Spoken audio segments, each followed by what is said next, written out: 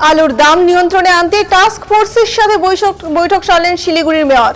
মুখ্যমন্ত্রী হুঁশিয়ারির পরেও কমছে না আলুর দাম নিয়ন্ত্রণে আনতে টাস্ক ফোর্সের সাথে বৈঠক সারলেন মেয়র। বাজারে সবজির দাম আকাশ ছোঁয়া, পেঁয়াজ থেকে রসুন সবকিছুর দামই ঊর্ধ্বমুখী, বাদ নেই আলু। এক কথায় বলতে গেলে আলু কিনতে এসে হিমশিম খেতে হচ্ছে সাধারণ মানুষকে।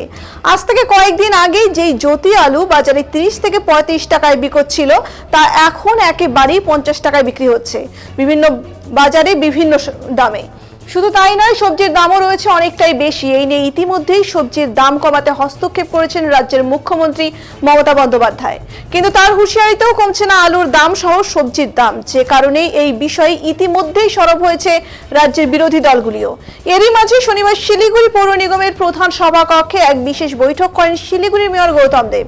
মূলত টাস্ক ফোর্সের সাথে এই বৈঠকে আলোচনা করা হয় সবজির দামের পাশাপাশি আলুর দাম কিভাবে কমানো সম্ভব। অপরদিকে এদিন এই বৈঠকে উপস্থিত ছিলেন বৃহত্তর ক্ষুদ্র ব্যবসায়ী সমিতির সভাপতি পরিমল মিত্র, শিলিগুড়ি পৌর নিগমের ডেপুটি মেয়র রঞ্জন সরকার ও এমআইসি থেকে শুরু করে বেশ কিছু দপ্তরের উচ্চপদস্থ আধিকারিক ও পুলিশের উচ্চপদস্থ কর্তারা। বৈঠক শেষে শিলিগুড়ির মেয়র গৌতম দেব জানান যে শিলিগুড়ির বিভিন্ন বাজারে টাস্ক ফোর্সের অভিযান চলবে এবং যথাসম্ভব দাম কমানোর চেষ্টা করা হবে। আগামীকাল থেকে বিভিন্ন বাজারে জ্যোতি আলু 32 টাকা কিলো কেজি দরে বিক্রি করা হবে। এছাড়াও সবজির দাম নিয়ন্ত্রণেও নজর রাখবে টাস্ক ফোর্স। আমাদের সবজি মার্কেট কি রেট আছে সেটা আমরা আজকে এখানে অ্যাডমিনিস্ট্রেশনের সবাই ছিলেন, পুলিশ ছিল, ডিবি ছিল, অন্যান্য essential commodities, others, SDO, regulated market, ব্যবসায়ীরা সবাই ছিলেন। আমরা আলাপ আলোচনা করেছি। আমাদের এখানে মূলত আলু আর পেঁয়াজ সেটা মূল্য নিয়ন্ত্রণ রাখা।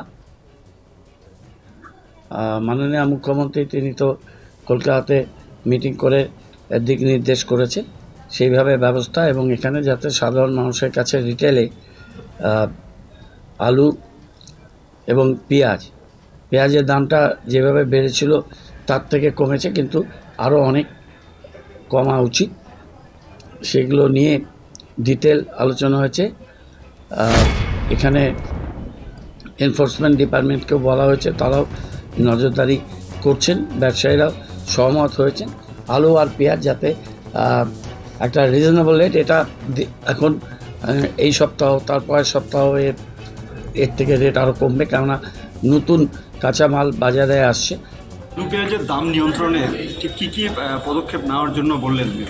আজকে মেয়র সাহেব একটা মিটিং ডেকেছিলেন, এখানে রেগুলেটেড মার্কেট, এইচডিও সাহেব নিজে, মেয়র সাহেব, সাব ডিভিশনাল কন্ট্রোলার, আমাদের পুলিশ ডিপার্টমেন্ট, ইডি সবাই ছিলেন।